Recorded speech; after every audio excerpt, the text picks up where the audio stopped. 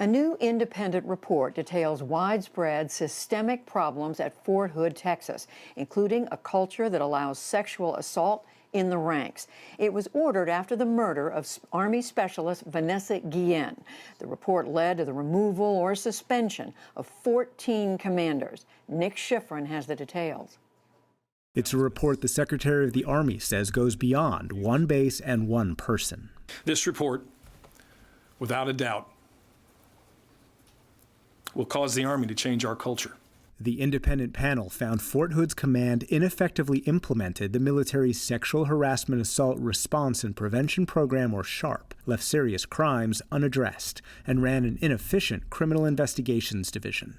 In response, the Army relieved or suspended more than a dozen commanders, including Major General Scott Efflant, Fort Hood's now former commander. It took a murder for the Army to investigate and admit its problems. Vanessa Guillen was a 20-year-old private who'd wanted to join the military since she was young. Guillen told her family she was harassed by a higher-ranking soldier. But Fort Hood had a culture of retribution, so she was too scared to report it. She went missing in April. 2 months later, her body was found, burned, and partially dismembered. Earlier today, I spoke to Army Undersecretary James McPherson. We have failed. Leadership has failed our junior soldiers, men and women, at Fort Hood. But we're not naive. We think that that might be greater than Fort Hood. And so today, every general officer in the command position and their senior enlisted received a copy of the report. The action taken yesterday by the Secretary in the 14 individuals that were either relieved or suspended is unprecedented.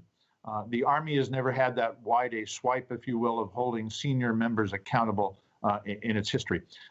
We believe that sent a profound message throughout the Army, throughout leadership of the Army, like a tsunami wave. The report criticizes Fort Hood's implementation of the program designed to prevent and improve sexual assault reporting, but acknowledges many of those most closely involved in the SHARP program at Fort Hood lack confidence in most aspects of the program. I believe that the real problem that we saw at Fort Hood was the implementation of the SHARP program at the lower levels of the command. Leaders at every echelon of the command weren't paying attention, weren't carefully monitoring how that implementation was taking place at every echelon of command. And when you got down to the company level at Fort Hood, it wasn't being implemented at all. The report emphasized women at Fort Hood were afraid to report because previous cases of harassment and assault went unpunished. Independent Review Committee member Carrie Ricci. And then other women would say, because of what happened to this soldier, I wouldn't feel comfortable coming forward. So there was an overall sense that there is that reluctance to report because who is going to believe us, especially for a junior enlisted woman. One of the things the Army has depended upon its success for decades and decades has been trust that our junior soldiers had in their chain of command, trust in every level of their chain of command. We recognize now at Fort Hood that trust was lost because women were afraid to report. When they did report, they perceived nothing was happening. When they did report, they perceived that they were being targeted in response to that. I think it'll convince leadership that they need to take ownership of what's going on. They need to take ownership that they're responsible for the safety and the health of their men and women that are under their command. Several pieces of legislation exist that would remove the chain of command from the decision to prosecute sexual harassment and abuse claims. The military opposes that. I think the chain of command is essential to ensuring good order and discipline among our formations. And although there's every indication that leadership failed to do that at Fort Hood and perhaps at other installations as well, you take it out of the hands of the commander. Eventually the commander, not today, maybe not tomorrow, but eventually the commander is going to say, it no longer belongs to me. It's no longer my problem. It's some other agency's problem. And now for a different perspective, we turn to retired Colonel Ellen Herring. She had a 31-year career in the Army and is now a research fellow at the Service Women's Action Network. Welcome back to the NewsHour. You heard Undersecretary McPherson say that the Army believes these problems might be greater than Fort Hood. Is there any doubt about that? Absolutely not.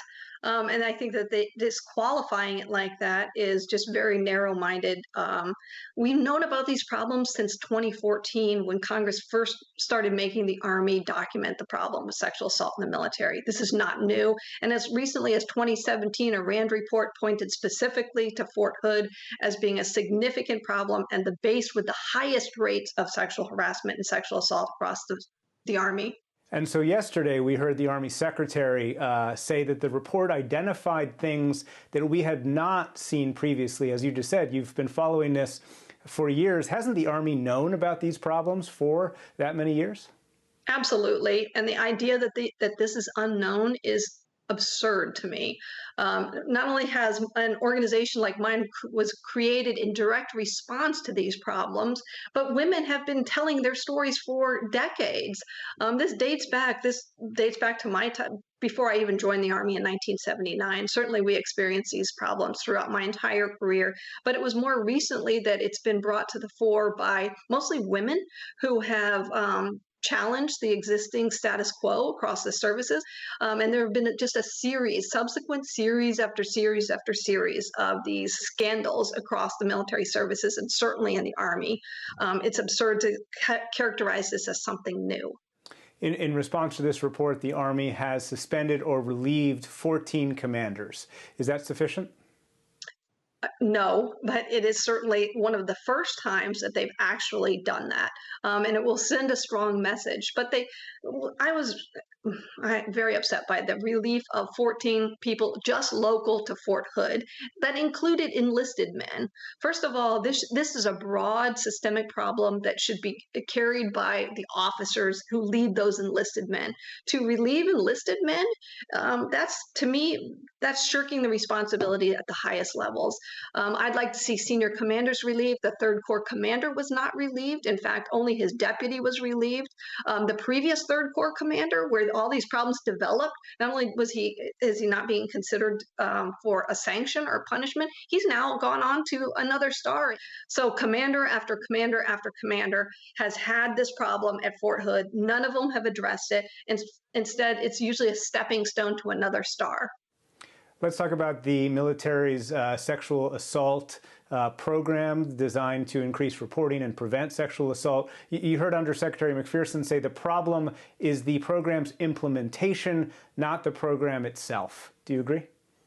Well, I wouldn't blame the problem on the program itself. I would blame it on the leadership that is required to execute the program. So I do think that there are fundamentally good things about the program, but if leadership isn't involved, doesn't care about it, it's going to be one of those things that never gets actually implemented. And in this case, there were broad-based leadership failures, but again, it's not isolated to Fort Hood. This is across the Army.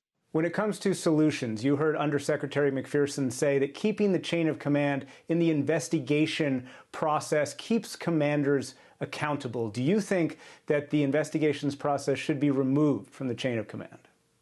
Absolutely. We've long advocated for removing commanders from the investigative process. You know, they always say that it goes to good order and discipline, but I'd like to point to many militaries that do not have commanders in their chain of command, like the Brits. The Brits, commanders in the British Army do not get to make the decision about when and how crimes are prosecuted. And they don't have a problem with good order and discipline in the British Army. So why is it that we would have that problem in the U.S. unless we have poor leadership? Good order and discipline is a result of good leadership. And clearly there was a failure of leadership here. There's been a failure of leadership on this topic for decades. Ellen Herring, thank you very much. Thank you for having me.